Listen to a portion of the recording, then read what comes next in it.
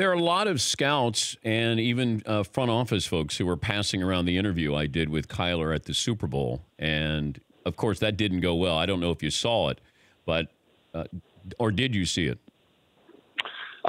He told me about it. He told me about it after, actually. What did he say? Well, he was in a tough position, because he hadn't made up his mind yet, and he's such a good kid. I mean, he doesn't want to lie. He doesn't want to tell anything wrong. And so it was a tough position for him, and so I think that's part of the reason he was ready to just get this decision made and get on with it was the kind of constant back and forth, and not really being able to talk about one or the other. Put the kid understandably in a pretty tough position. When did he talk to you about making this decision? We talked about it several times. We talked about it. I drove down to Dallas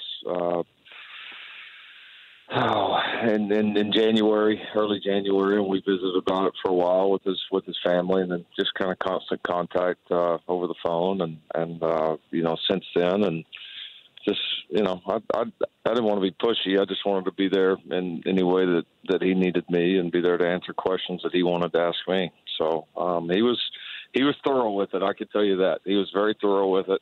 He was tried to be respectful of both leagues, of the rare opportunity that he has, and people will never understand what he turned down to play football. I mean, this kid loves football. Trust me.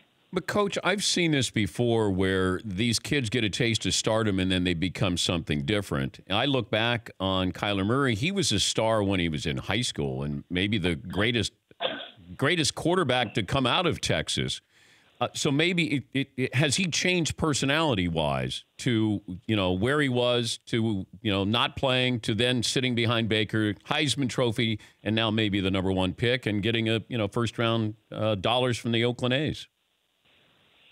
No. I mean, if he was going to change, I mean, this would have been the year to do it. I mean, all of a sudden you're a kid still in college playing college football, but you've got a, multi-million-dollar contract, that you've already been paid on some, and you got a lot more coming after that. And he was never any different. I mean, he handled, like I've said before, he handled the whole deal with Baker getting the extra year. He handled that so well. I came in and, basically sat for 2 years, and that's a long time for a guy as talented as him. But he did it and did it well, and was kind of beloved around here, most importantly by his teammates. So, no, he's his own guy.